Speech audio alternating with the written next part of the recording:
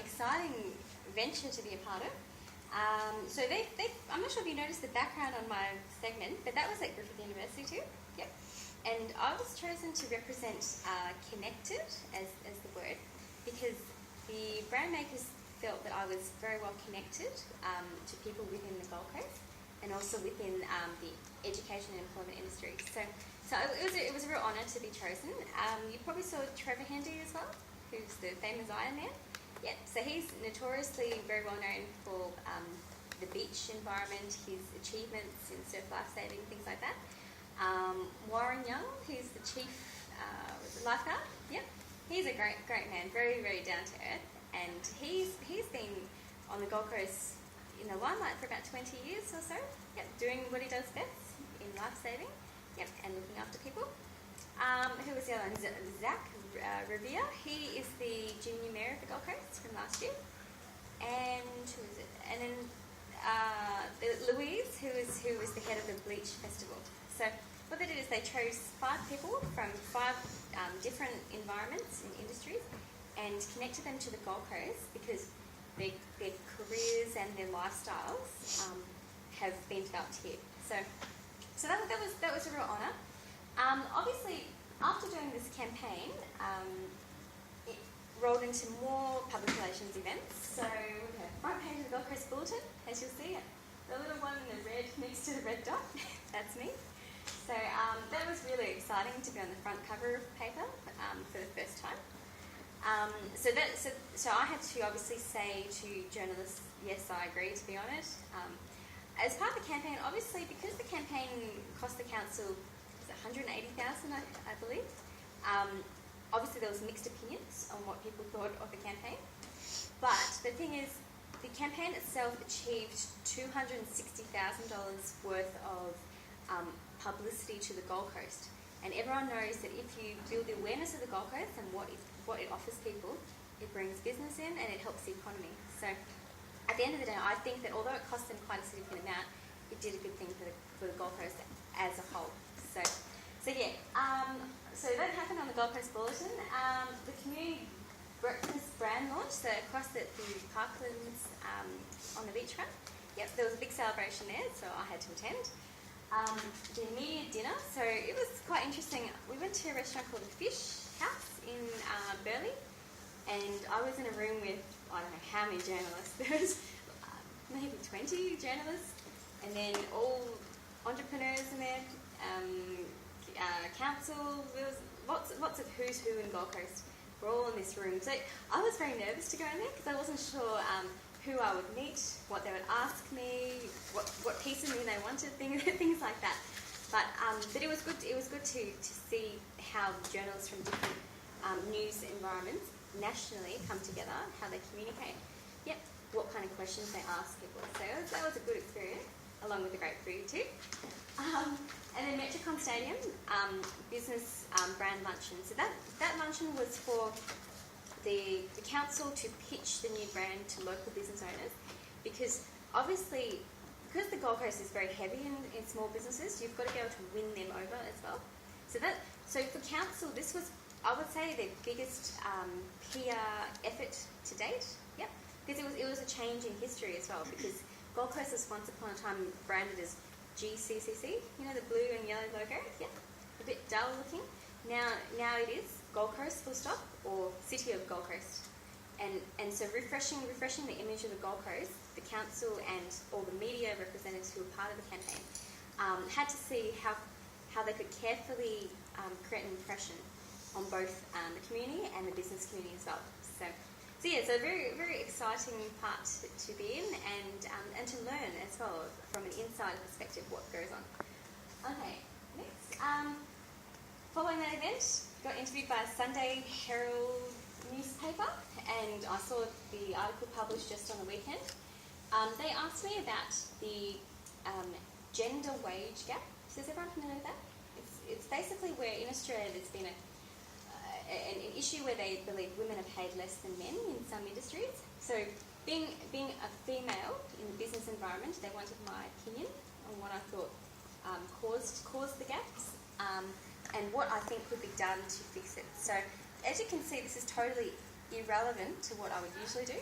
But as I said, if you pick your PR opportunities carefully, you can actually link it to your business as well. So what I actually said is it's important for women to either decide to start their own business and close the gap that way, because if you have your own business, you never have capped on how much you can earn. You can earn as much as you want or as little as you want, depending on the work you're willing to put in, or they can work themselves up to the senior leadership positions. Okay, that's the only way that you can sort of make this gender wage gap become balanced. The second one was interviewed by Australian newspaper on the light rail project. So you've probably seen it all on the Gold Coast at the moment, Surfers, Southport, bit of a mess. But the newspapers, which was the Australian, so you've probably heard of the Australian, wanted to know what I thought of it because of my sort of influence. So I said that short term it can be a little bit damaging, but long term it's a great investment, and particularly it's going to help university students, for example, to come to uni. Yep, it's going to help with the logistics side of being in the Gold Coast. So I gave my opinion on something which is very debatable as well. Yep. Okay, so in PR, I think it's important to realise that you don't have to be like a loudmouth, one of those obnoxious sort of people to do well. Because put your hand up if you hate obnoxious people. Yeah, who just big note themselves. I certainly do. Yep. So what you want to do is, if you're going to become a journalist or a PR professional or a business owner doing PR, it's important to stay down to earth the whole time. Do you know what I mean? Be someone who other people actually respect or they look up to in some way. Do you know what I mean? Because obnoxious people are often shunned. Sometimes they're full of hot air. Do you know what I mean? Things like that. So getting away from that, show that you're knowledgeable in your field. So if you specialise in a certain type of area, yeah, make that known, because people will then associate you with that particular side of things. So, for example, often people will ask me about employment matters, starting a business, so what it takes to do it from scratch. Also education, like how to excel in education, even if you're not like a typical academic sort of a person. Yeah. So that's important. And also having something of interest to share, because if you're a dull and boring kind of person, people don't really want to hear from you. They think that you're not really worth their time. So it's important to make yourself someone who is fairly charismatic. Yep. Yep. And they'll often publish you. And also understand journalists, your key audience, and their needs. And that's how you can really tap into PR, because journalists come from different backgrounds, obviously. They have different motives. They come from different age groups. So you've got to work out how do you connect with them in a way that they will want to publish you in some manner. Knowing your target market as well is very important, because if you want to do some public relations and you just do a mass PR campaign, you might be just wasting your money, isn't it, if you do invest in it. So it's better to be targeted so that you invest in the right places at the right time to the right people, things like that. Okay, next slide. As I was saying before, humbleness is very important. So being thankful for any opportunities that you get is really important. Thanking journalists if they publish you for the opportunity to be in their magazine or wherever you've been published is important. Also, not slandering people is very important too, because if you become negative, you often are associated with that. So obviously staying positive as much as you can. Accessibility, so making sure that people can contact you, by email or by phone at any time. Because remember, like if your journalist is in New South Wales, for example, and they've got the hour time difference, yeah, you should try to match them if you can. Approachability, so for example, if you're being interviewed, to be polite and courteous at all times, not to show that sort of arrogant persona about you. Because some celebrities develop that, and then they kind of get known for it too. Like, what's that show? Celebrity Apprentice. There were some people on there who, unfortunately, I think damaged their reputation because of the way that they treated other people. So it's important to think about, okay, how do you want to be perceived, and how will you make sure that you keep a positive image at all times? And flexibility too. Bad attitude, I think, is not going to go down well with PR. So you've got to make sure that you're always willing to go above and beyond to people as well. So that you always have that approachable persona about you. And being average and pushy. So you can't force yourself onto a magazine. So for example, if you want to write an article and you want to get it published in Grazier, you've got to think, how can I get to the editor in a way that they would like to hear from me? Do you know what I mean? Is there something you've got to do different to attract their attention? Do you need to maybe send them something nice, for example? You know, just do something different like this. This is how you stand out. You know what I mean? So this is how you go from being a graduate in university to becoming a professional. Is doing things different and not being scared to be different from other people as well. So this brings me to PR internships, because I've been informed by Rihanna and Stephen that you have to do 80 hours worth of internship hours. So obviously there's different things that I look for when I'm recruiting for interns. So marketing skills, I think, is a very important factor, because I think if you're going to represent any of my companies, you need to have passion for it. Because I think passion is very contagious. Like, people love to see people who enjoy a company and want to be there, rather than someone who's forced to be there. So that's important. Passion for my clients as well, because I think if you're in PR, you may actually have to deal with some clients at times. Yep. You may need to observe them, sit in on things that we do with them, anything like that. So being able to enjoy their company. So often I have university students with me, or I have job seekers, or I have brand new business owners who are just starting their own business. So they've got that little bit of excitement about them. So that's important. Passion for finding opportunities at any time and anywhere. So that's where you've got to sort of think outside the box. Where are they advertising something for me that may match the company? Do you know what I mean? So actually, I was going to say that Gold Coast Young Citizen of the Year, one of my interns from last 2 years ago, she was actually the one that found the opportunity and said to me, how about we give it a try and see if it works? And it did. So I was very thankful for her for finding that in a magazine. So, relationship-based selling skills. So as I was saying, this comes back down to not being pushy as a person. I think it's important to realise that if you invest some time with some people, they will often come back to you again, and they will like you. Yeah. Rather than doing a hard sell. So I think, do you guys find that it's better to buy from someone who you like? Yeah, who's cool, rather than someone who's just money, that sort of attitude. And then personal confidence to approach people and ask for PR. So that's a given. If you're going to work in PR, you must be willing to get out of your comfort zone. Yep.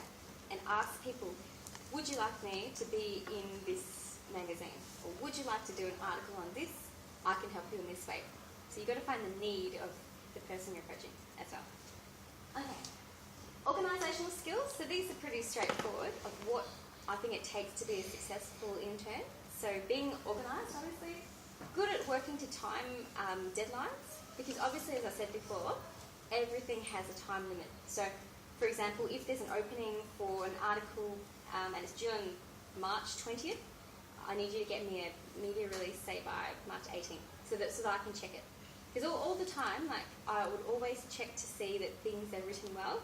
Yep, that they're free of grammatical errors, make sure that they give a good flavour to the company, things like that. So working to deadlines is important. And as a journalist too, you will also experience that, because your editor will be on your back saying, here, can you submit this on time? I need to edit it before it goes out. Write professionally, able to research competitors, because I think if you're going to be in your own business, or if you're going to work in PR for a business, you need to understand who are you actually playing with in the industry. How are you going to find a way to set your company apart from your competitor? Because as I was saying to you before, PR is a competitive advantage if you're seen everywhere. Do you know what I mean? For that particular aspect. able to communicate information and find PR opportunities quickly. So sometimes a PR opportunity may be advertised, so you might actually see it somewhere, then advertised for one day, then it's taken down. So you've got to basically be on it straight away. What else? And strong work ethic, because I think that's important. Just like in university, making sure that you get all your essays, reports on time. Same thing translates in PR as well. Okay. Interpersonal skills. So I think prevents professionally in appearance-wise. So obviously, when I'm recruiting, I'm looking for someone who looks elegant if they're a woman, or as a man dresses very neatly too.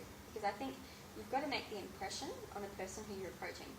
Or for example, if I take you to a networking event somewhere along the line, or if I take you to a news office of some form, you want to make sure that you look good for the part. Because you just never know, like whether you work with me or down the track, you're looking for another opportunity, you might actually get some work from someone else who you've met.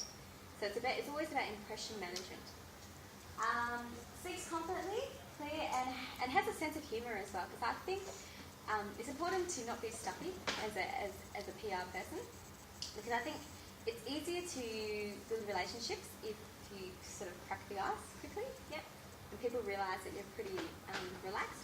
Like, I think myself as a person, when I'm in business, I'm very goal-oriented, so I know what I want, but I'm actually very relaxed at the same time.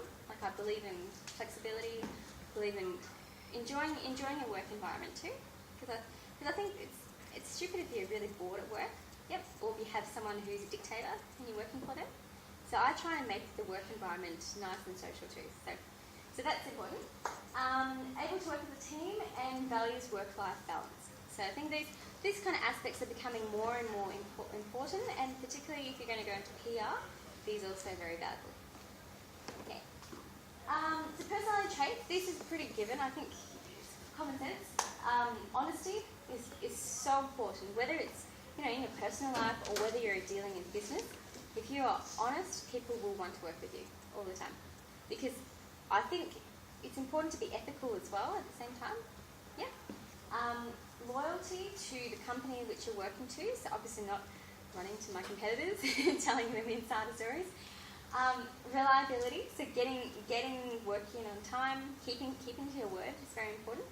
So for example, if I said to you, can you write a one-page blog on how to write a killer application letter, something like that? Being reliable and getting that on time, making sure it's SEO friendly, things like that. Sense of humour, professionalism, socially orientated. Being a go-getter, I really like working with people who have that sort of trait, because I think that's something which I identify with pretty well, and so I understand other go-getters. I mean, I'm happy to nurture people who are kind of still developing into that. As long as you have that little bit of drive about you, that you really want to do a great job, obviously I'll look after you too. So, and fun personality, that's pretty much a given. So,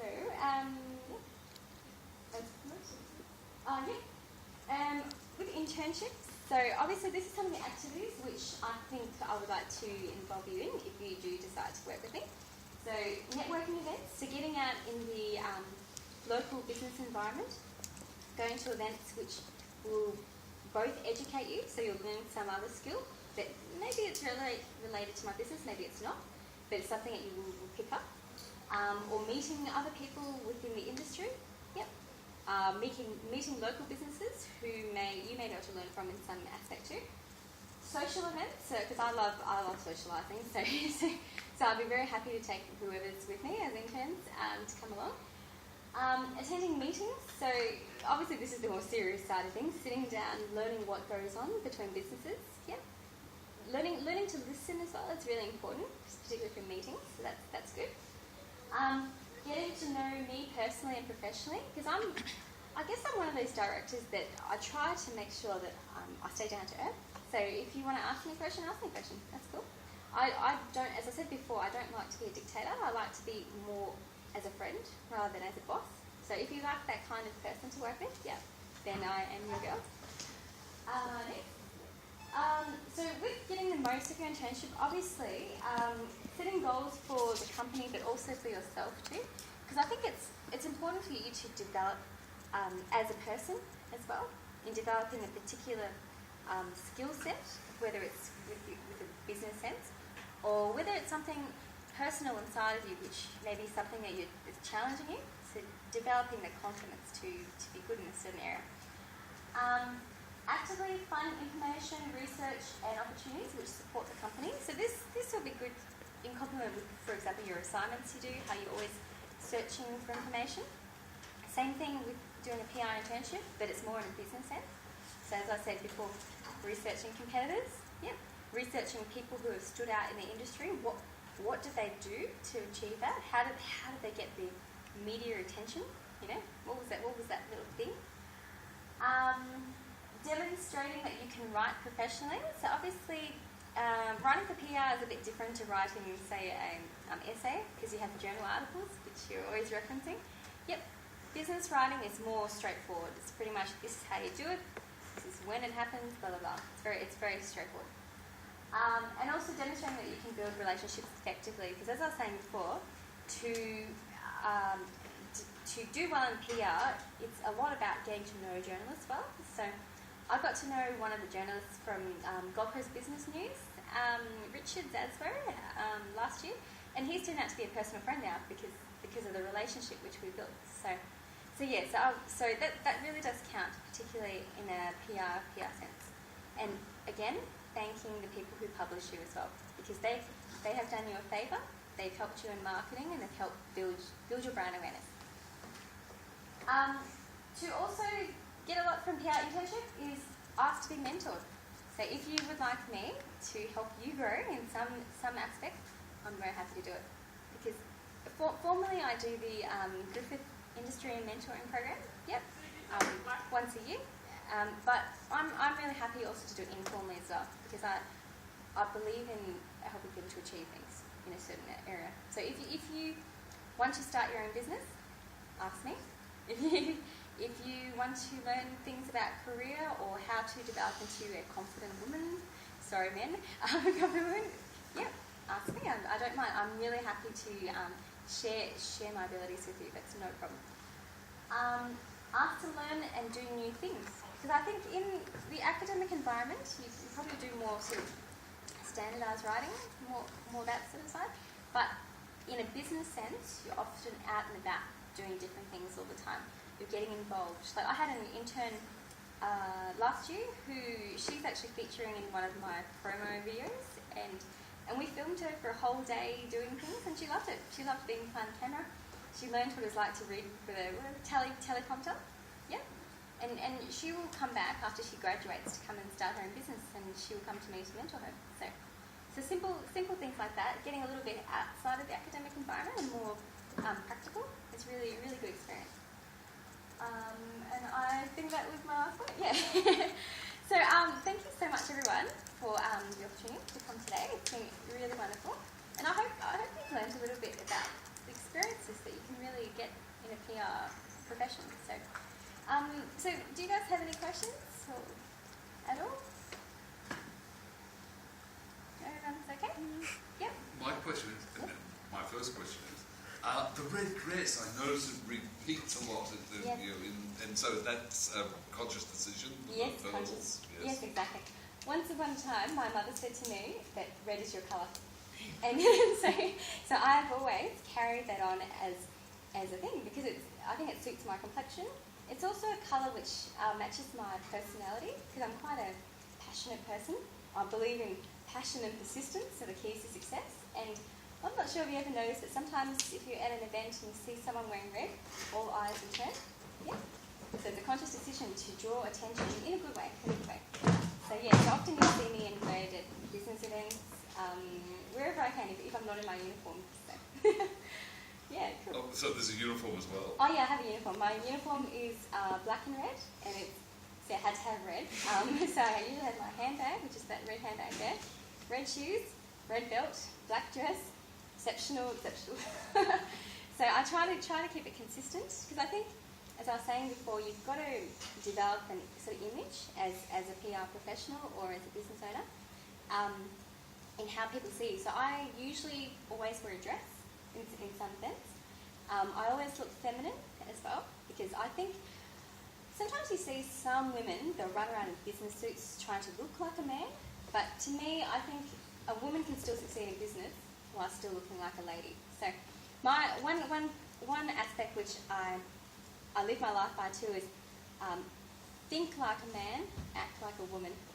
Oh, you like that? Do you like that, girl? Think like a man, act like a woman, because that's one thing which I have found helps you to succeed in business and get over the fact that once upon a time women were just the breadwinners, just the mothers. Now they can be breadwinners. Now they can succeed in business. So it's a very conscious decision to wear the red dress. So you should all think about that too yourselves. What is something that defines you as your personality? You know, what could you be notoriously known for? So, yeah. And how many people have you got, like, working with me? Have you got an office? Yeah, I've got an office in the NOAA, on Ashmore Road. At the moment, there's 12 people who work for me. So they all work across the Gold Coast, in different capacities. So they may be tutors, resume writers, or business trainers. Yeah. Right, and do they come and work out of the office, or they mostly work from home? Both. So one thing, that's a good question about working from home. I really like that side of things. I like to keep the work-life balance. So some people work on site at the NOAA, others will work from home, because a lot of people I've had work with me have kids, and so they need a little bit more flexibility, or they maybe live a little bit further away, so I give them that option, or they work on site at client locations. So yeah, and I really believe too in diversity as well. So never discriminating on age or gender or culture, nothing like that. Because coming from a human resources background, I've learned that you can maximise on the strengths of different people. Yeah. Yeah, so there you go. So yeah, I definitely support work-life balance and social life. Yeah. What's your charge at rate? What's it, sorry? Charge at rate range from? What's your cost of that? For tutoring? Yeah. Tutoring is $60 an hour. Yep, including GST. This is a standard fee, huh? Standard fee. Range at all? No, just $6 an hour. So some students may come, say, 3 hours a week. Others may book out 10 hours, depending on when assignments are due, things like that. What do you charge for resume? Resume, $60 an hour. And it just depends on how much work is required. So some people, if they've got a really bad resume, so to speak, it may charge, say, about $400-ish, around that mark. Yep. But if they've got a really good one, obviously it's cheaper. So it just depends on that element too of how much work is required. Our business courses, short business courses, we run them either as a 1-day or a 2-day course, and one-day courses are $495, and 2-day courses are $990. So those courses are directed at people who are serious about starting their own business in a particular area. So, for example, you may have an idea that you want to take to market, or you've decided to import something to Australia and you want to sell it, but turning that into an actual commercial business, you know, with the intention of becoming a company, not just a sole trader. So yeah. So the business, I suppose, the two of them specialise in education and employment services. Yep. So we have our normal clientele will be university graduates, mums returning to work, people looking to start their own business, professionals changing careers or going for promotions. So I helped my bank manager to get a promotion and lost her at the same time, but she was great. She was a great lady and definitely deserved her promotion. So we work with many different people, but it's having that passion and persistence for your company and for your clients and for what you do is really important to succeed. And did you have a great mentor? Funnily enough, no. I missed having a mentor in my life. I wish I did though, because that would have definitely helped shape me at the time. Yeah, because a lot of my business experience actually came after I graduated, where I actually had to learn through making mistakes. Yep, and then recovering from that. So So originally I was actually going to be a lawyer. That was my intention, but then I realised after 6 months that it wasn't really the exciting career for me. So I changed the business and became an entrepreneur. So, and that was when I was 21. So yeah, that's been 5 years now. And where do you see the future? What's your, My goal? what are your long-term goals? My long-term goal with exceptional tuition and resumes is to franchise it across Australia, so it becomes as big as Kit McGrath, which is the big company I mentioned before. And exceptional training, it depends. I'm sort of rolling that because education is always changing. So I'm thinking it may become an online company eventually, but it'll still specialise in helping people to start their own businesses. Because I think that's a little niche market there, which differentiates from university, but still will complement students who do decide to start a business, say after university. So, yeah. Fantastic. So I've got big aspirations, and maybe some people think I'm a dreamer, but I believe in making dreams happen. So, yeah. Any other questions? No? Did you want to talk about the internship or how?